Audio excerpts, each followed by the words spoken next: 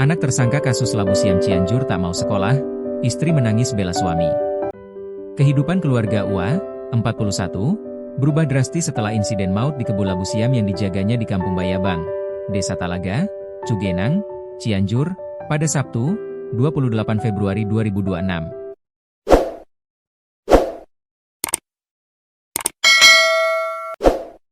Di tengah proses hukum yang menjerat UA atas kematian Minta, 56, sang istri kini muncul ke publik untuk mengungkapkan kondisi keluarganya yang kian terpuruk.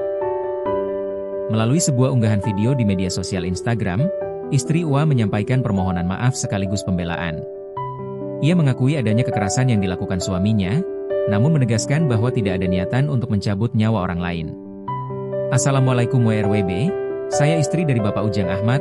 Sebagai pelaku kejadian tersebut, saya minta keadilan untuk suami saya karena dia tidak berniat untuk menghilangkan nyawa seseorang, ungkapnya. Dampak dari viralnya kasus ini ternyata merembet ke ranah psikologis anak-anak mereka. Sang istri mengungkapkan bahwa kini anak mereka enggan untuk berangkat ke sekolah karena merasa malu dengan pemberitaan mengenai sang ayah. Memang suami saya bersalah telah melakukan kekerasan, tapi dia tidak sengaja. Dia tidak berniat untuk menghilangkan nyawa seseorang, pungkasnya dalam video tersebut. Pangkal dari peristiwa ini bermula ketika UA mendapati tetangganya, Minta, mengambil 2 buah labu siam dari lahan yang digarapnya pada Sabtu petang. Berdasarkan keterangan polisi, UA merasa geram karena hasil kebunnya sering hilang dalam beberapa waktu terakhir. Ia mencurigai bahwa Minta adalah sosok di balik hilangnya hasil panen tersebut secara berulang. Itu dianggap tersangka sebagai orang yang belakangan hari sering melakukan pencurian labu siam di lahan yang digarap. Marah, benci kemudian seringkali labu siam yang dirawat untuk dipanennya selalu berkurang, jelas Kapolres Cianjur, AKBP Ahmad Alexander Yuriko Hadi. Kemarahan yang memuncak membuat UA mengejar Minta hingga ke kediamannya. Di sana, keduanya sempat terlibat cekcok mulut sebelum akhirnya UA melakukan aksi pemukulan yang mengenai bagian kepala, leher, wajah, hingga dada korban. UA terus mendesak agar Minta mengakui perbuatannya.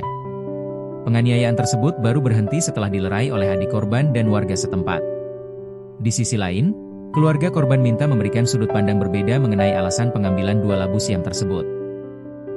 Tita, adik korban, menjelaskan bahwa tindakan kakaknya didasari oleh permintaan ibu mereka yang sudah renta. Ibu korban ingin membuat sayur untuk kebutuhan buka puasa. Sontak, Minta mengambil sebanyak 2 buah labu siam dari kebun tetangganya, terang Tita. Namun, saat itu labu tersebut belum sempat dimasak karena sang ibu ingin mencampurnya dengan sayuran lain. Pasca kejadian penganiayaan, Minta sempat terlihat lemas namun tidak menceritakan apa yang dialaminya kepada keluarga. Saya cuma nanya, "Kak, kenapa kamu lemas banget?" "Saya lagi nggak enak badan," tutur Tita mengulas percakapannya dengan sang kakak pada Minggu, 1 Maret 2026.